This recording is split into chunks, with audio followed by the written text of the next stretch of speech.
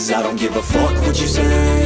Yeah, I'ma do shit my way. Nah, sekarang yang jadi pertanyaan, harus apakah bisa gitu loh Kamboja mengalahkan Thailand gitu loh? Rasanya kan agak berat ya. Sehingga berdasarkan hitung-hitungan di atas kertas ya, ya sepertinya ini kan membuka peluang buat Indonesia. Dan ini juga dengan catatan bahwa di pertandingan terakhir Indonesia harus mampu mengalahkan Timor Leste dan bisa memelihara peluang hanya melalui kemenangan. Dan ini akan menambah motivasi juga sebetulnya. Dan hasil evaluasi yang dilakukan oleh tim kepelatihan STY dan kawan-kawan itu yang harus memang bisa diterjemahkan oleh para pemain. Saya yakin bahwa evaluasi ini mungkin STY juga pasti sangat kecewa ya dengan performa di awal pertandingan. Pasti ini akan menjadi satu catatan yang sangat penting dan mereka harus bisa menerjemahkan taktik dan strateginya STY. Timnas Indonesia U23 kalah dari Malaysia 1-2 dan inilah tanggapan Erick Thohir. Informasi selanjutnya, prediksi line up Timnas Indonesia U23 versus Timnas Timor Leste U23 di Piala AFF U23 2023. Badai cedera Ramadan Sananta. Lalu yang terakhir, Timnas Thailand U23 dan Timnas Vietnam U23 bantu Timnas Indonesia U23 untuk lolos ke semifinal Piala AFF U23 2023. Experiments, development, intelligence, and patience. I'll do it all again, cause I never feel complacent. Let's keep the good vibes, positivity's contagious. I'm never looking back, cause I made a life that's passionate.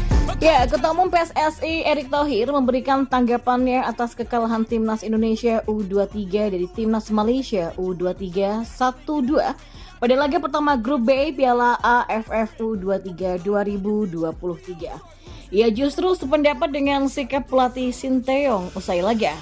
Hasil itu mengancam peluang Garuda Muda untuk lolos. Sebab hanya juara grup yang otomatis lolos ke babak semifinal. Satu tiket lagi akan diperebutkan oleh peringkat 2 terbaik dari 3 grup yang ada. Namun harapan itu kembali hidup. Erick mengatakan Timnas Indonesia U23 ini dipersiapkan untuk ajang kualifikasi Piala Asia U23 2024. Apalagi Indonesia akan menjadi salah satu tuan rumah di babak kualifikasi. Setelah kita lolos, kita akan main di kejuaraan AFC U23 Asia di Qatar pada bulan April dan ini adalah sebagai kualifikasi untuk Olimpiade 2024 di Prancis. Ya, tentu apa yang sedang dilakukan pemain muda adalah mereka menaikkan daripada mentalitas dan juga pengalamannya. Karena kan yang kita turunkan bukan pemain inti. Tapi kita harus dorong mereka terus supaya basis daripada data pemain timnas kita makin banyak. Karena kalau kita tahu yang namanya pemain bisa cedera. Jadi jumlah dari pemain U23 kalau ada 40 pemain yang kualitasnya sama rata ini bisa saling mengisi. Kalau kita lihat sekarang kan baru 22 pemain saja. Karena itu ketika Marcelino Ferdinand, Rizky Ridho tidak mengikuti, lalu ada Witan Sulaiman juga, terlihat nggak sekuat waktu SEA Games. Tapi ini kan sasaran antara, tapi ya tetap sedih lah, kata Erick. Menteri BUMN itu pun lantas meminta Timnas Indonesia U23 untuk tidak memandang remeh lawan berikutnya yakni Timor Leste. Sebab segala sesuatu bisa saja terjadi di lapangan hijau. Ya, bola itu kan bulat, kita nggak anggap remeh. Sama seperti tim senior kita dapat kecocokan bagus bulan Oktober lawan Brunei. Di atas kertas menang, tapi kembali kita harus tetap waspada, kata Erick. Karena kalau lolos lawan Brunei di kualifikasi Piala Dunia di bulan Oktober pada November itu masuk grup F bersama Filipina, Thailand dan juga Iran. Ini kan juga hal yang positif. Jadi jangan pernah menganggap remeh, tandas Erick Thohir. Lalu informasi bola yang lainnya.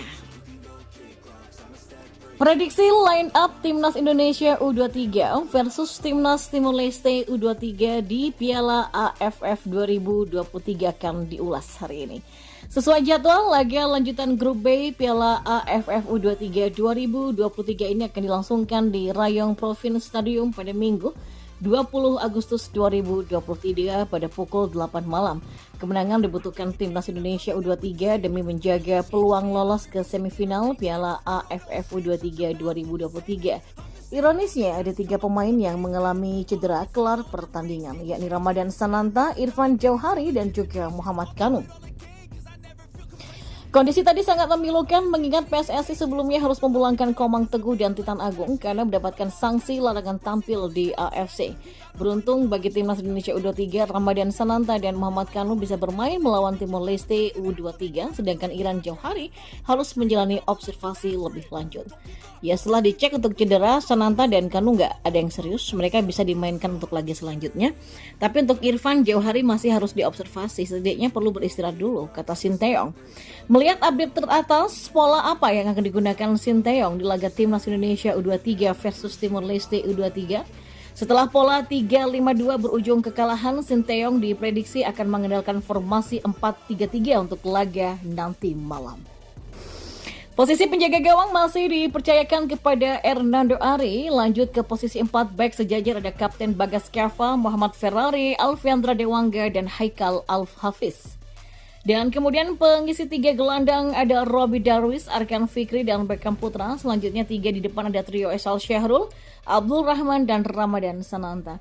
Untuk lolos ke semifinal Piala AFF U23 2023, Timnas Indonesia U23 wajib menang atas Timor Leste U23 sambil berharap di grup lain Thailand U23 dan Vietnam U23 melibas lawan-lawan mereka.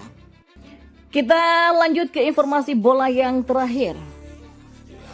Timnas Thailand U23 dan Timnas Vietnam U23 berpotensi untuk bantu Timnas Indonesia U23 lolos ke semifinal Piala AFF U23 2023. Ada beberapa syarat yang perlu melatar belakangi kelolosan Garuda Muda, julukan Timnas Indonesia U23, dan itu bergantung kepada Thailand dan juga Vietnam.